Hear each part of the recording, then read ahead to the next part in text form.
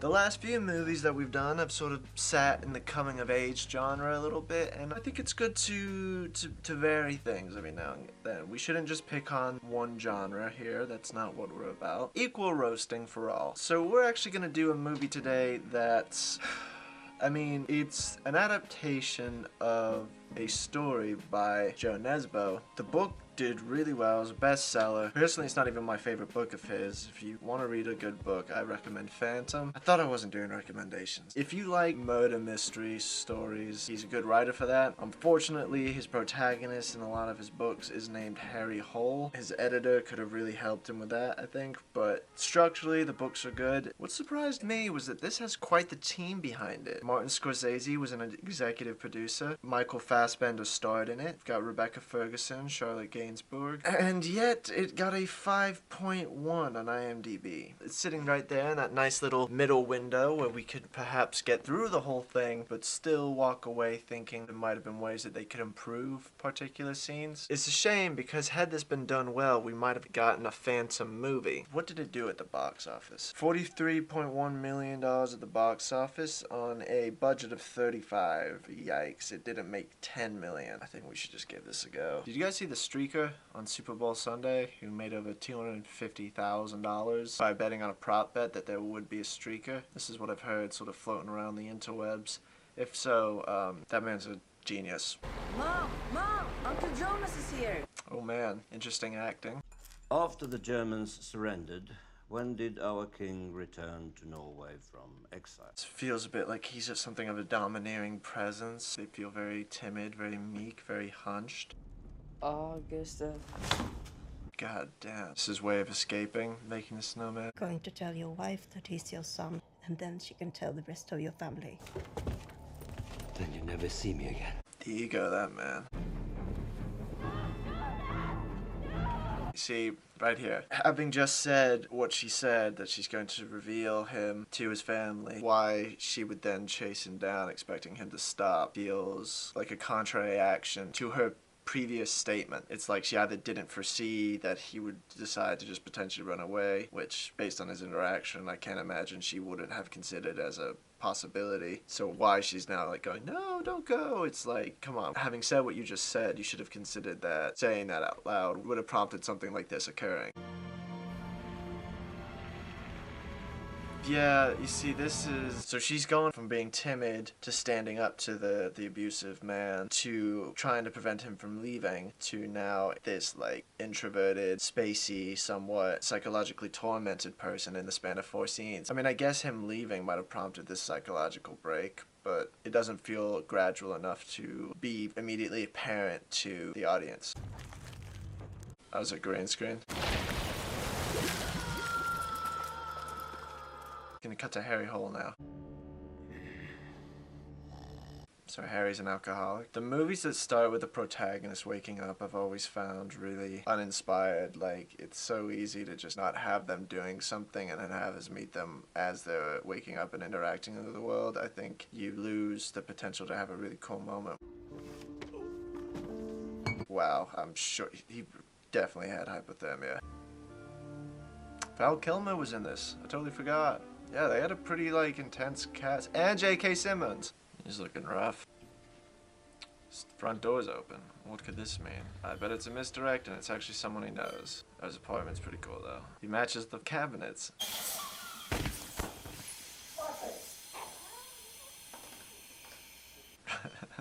Harry Hole? That's such an unfortunate name. He's got a gun to you, mate. Ooh. But we don't know today's date, so I'm guessing it was happening today.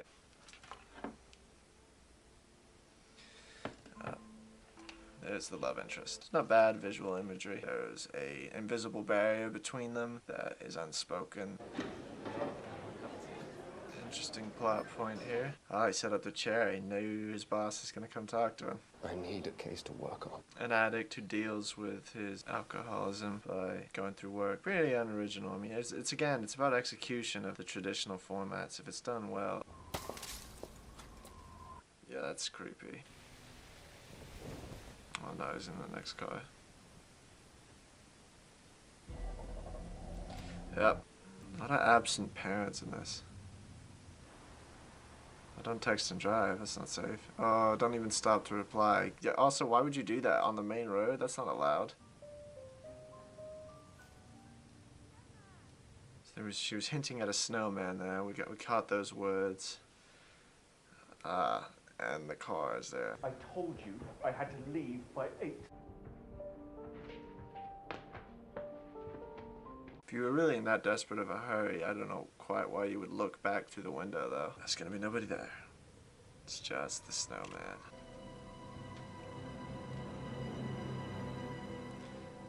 Cut to motor report, yeah. Well, at least you managed to sleep and slide this time. They're really striving to tell a lot with the visual imagery.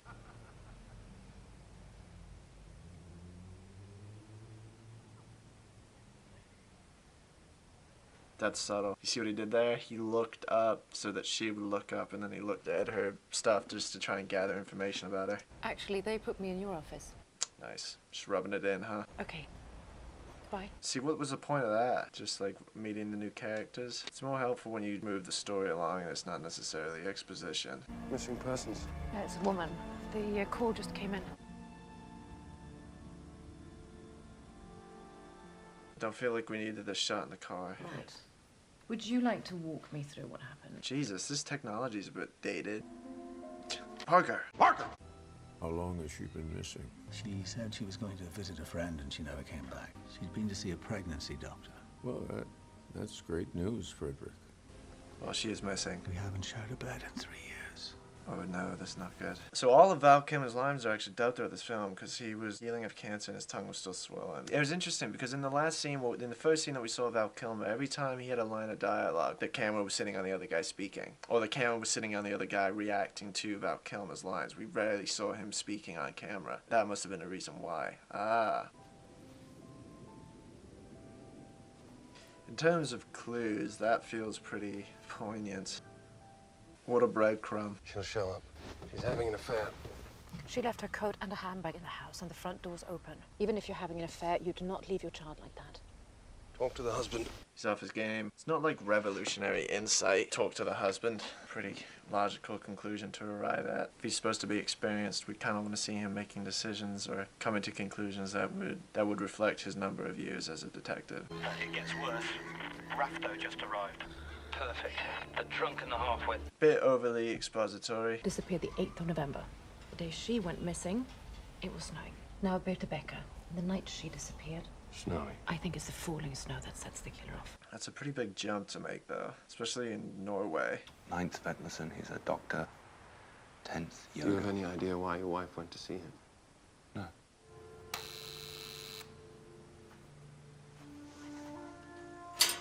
So she's probably pregnant and wants to get rid of the child. Ooh, leaving the new boyfriend and the old boyfriend to dish it out. They're wearing contrasting colors as well. It'll help you sleep. No, that was dubbed. She won't listen to me. She's worried about you. They're eating ice cream in the winter. It's pretty unnecessary. On the bus, too. That's kind of gross. All she cares about is you. That's why she dumped me. I'm such a bad influence. She's such a bad influence. I don't know why she lets you around. Maybe because he likes him, I guess, I suppose. Someone at work got me the tickets. Interesting show. Harry, there's another missing woman in Galo this time. I think we should have a look at this. I didn't expect you to, Ernie. Something came up. Take me home. We'll go in the morning. Oh, she sees him with another woman. Wait a minute, but if they're going in the morning, why wouldn't he just finish out the concert? That's strange. They went home early because he had a work thing, but they're not even going at night. They're going in the morning now. Self-employed, married twice, but no children. Ah, she perhaps got rid of the child.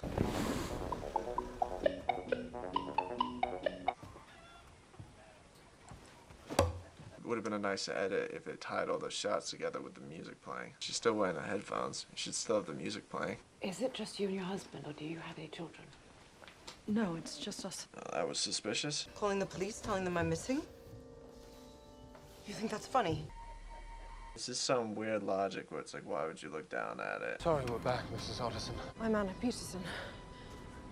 So is my sister. Harry Hole should have noticed that. That's also them having low casting. She also didn't seem that perturbed by the fact that her sister was dead. Oh, okay. So here's some general trivia. The director said that the production was too rushed. He came on board too late and reckons that up to 15% of the screenplay was never filmed. Location filming in Norway was shortened so production could move to London, which compromised the story. He was also not given enough budget to shoot certain scenes in the script. As a result, several subplots in the film are unfinished and never resolved. Characters come and go without explanation and even straight up disappear from the film, most notably being J.K. Simmons' character, and several continuity errors and plot holes are present in the story. Yeah, so it sounded like they had a lot of budgeting issues, which I never understood. Like, don't you want your project to be the best? If it's gonna compromise the actual integrity of the film, spring for the extra, you know, scenes to be shot. It was just that there was something in her reaction that when I She was pregnant. Vindication? Homicides. Just missing persons for now, but the pattern is disturbing. Well, there was a homicide. This guy's still trying to clean out his apartment. It's taking him a while. Get out.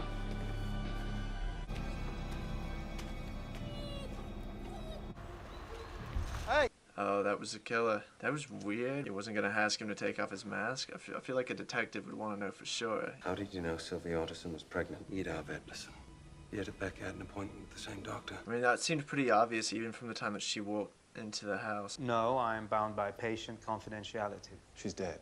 Well, doctor confidentiality. Doctor confidentiality? That doesn't seem like a viable excuse. What was that? What? He isn't a suspect yet. We need his permission to search the house. Jesus, anyone can see he's trying to hide something, right? Oh, that's personal vendetta. That would explain the emotional response. She's immediately going through her stuff. Ah, did she get suspended? Or is her dad? Is it her dad? Yeah, but it's her dad. Val Kilmer's character. Hiding in the playroom, are we? Yes. Don't worry, I'm getting off at the next stop. He's suspicious, isn't he? The school trip.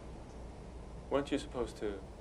Oh, shit. Damn. He let the kid down again. Sleep on the job. Oh, look at the Beats ad. Harvey Stoop worked for us back then. He was... This is a bit jarring. It's like the shallow focus here. It's just them on the shore. I don't know. It feels odd somewhat. I heard he was a great detective.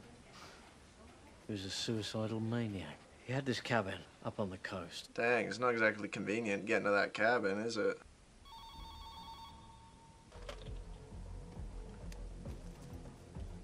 Hey, are you all right? It's not suspicious at all. What was he doing up there? He was sat behind the desk a minute ago. The nickname the dad gave her. But we already know. Oh boy. He shot himself straight on. How do you do that with a shotgun? It's too long. You'd have to angle it. Luckily, we have experts to determine that. Figured it out, and he wasn't even an expert. I don't need an expert. It helps, obviously. Case closed. It was staged. This is the all is lost moment. Yeah. Yikes. This is like weirdly sexual. Do you actually think he killed them? I don't know. Maybe this will bring your balls back. Vodka? Wow, that's not a great solution. I'm gonna need your weapon. It's right there in front of you. I wouldn't trust that. Why did he call you Cloudberry? Because I like cloudberry jam with ice cream. It's kind of a lazy nickname. I feel like that's almost too intimate. You just fired her. It's not like you two were dating. Yeah, I was gonna say, like, you shouldn't have trusted her. That was a bad play. There's a snowman. He's a bit of the quintessential hipster detective. Vinyl, cigarettes, and alcohol problem. Doesn't really take care of himself. Is that really what you want? I don't know what I want. Bit generic. I miss you. That's douchey. Lay back and smoke a cigarette. I really liked your speech. I found it very... The sax in the background, throwing on the feminine wiles. Thank you. Not at all. Strange. Strange. She's pretty much gonna shoot him in the face now, though. Dude, he looks so much like a corpse. What? Thought better of it? I mean, that's like the least inconspicuous camera you could possibly own. I'll call you in the morning when I'm back, okay? This guy's the killer. Fresh snowfall. We know what that means. Is she actually planning on sleeping with him before killing him? Oslo. Are we supposed to have known or cared about this competition up until right now? Is she really gonna die? That's the last of her files to download. There's nothing after that. How the hell am I supposed to remember what day we saw her? How the hell am I supposed to remember what day we saw her? So they both went. Pièce de résistance. That just came out of nowhere, like. You told me Vetlison was your wife's doctor when we spoke, and that you had no idea why she'd gone to see him. I am infertile. But you didn't see Vetlison the day you found out. No, we saw some hormone specialist. Shocker. You and I have more in common than you think. I didn't know who my father was either. He's like, oh shit. Track Raquel's phone. Gearing up for the finale. This is where the movie started. This is where it must end. That's why you get someone to watch your 6. It's not a bad use of a cell phone as almost like a beacon to move the plot forward, but I think we've kind of had it a number of times already. It's one for the dramatic, this one, isn't he? That dude's thinking, poor, my mom can pick him. Oh man, what a run. Come on! Dumbass, why would you stand out in the open like that? Oh, that's just Deus Ex Machina, like, at work. Is that literally how it ends? It's not like you actually won. I'll take it. I mean, that was the 7th book in the series, and, oh man, it was just handled in such an unfulfilling way. It was sort of all over the place and slow, very monotonous. There were some moments where, like, you saw serious lapses in his ability to actually be a detective or to strategize. It never felt like he did anything that really made him feel like a great detective. Also, it felt a little predictable, the other detective being the daughter of that one detective who was handling the case a couple of years ago. We sort of knew that was where it was going, and then there continued to be scenes that reinforced it. Once something's been established as information that's relayed to the audience, you kind of need to build on top of it to prevent the script from feeling like it was stagnating. 15% of the script wasn't actually shot, so maybe the story was different, because I know the books are long, and adapting something that's that sort of well known down into like the traditional script format can be a bit arduous, but at the same time, when it compromises your film to not include it, is it worth it? But I mean, you know, it's definitely not the worst movie I've reviewed. Thanks for watching.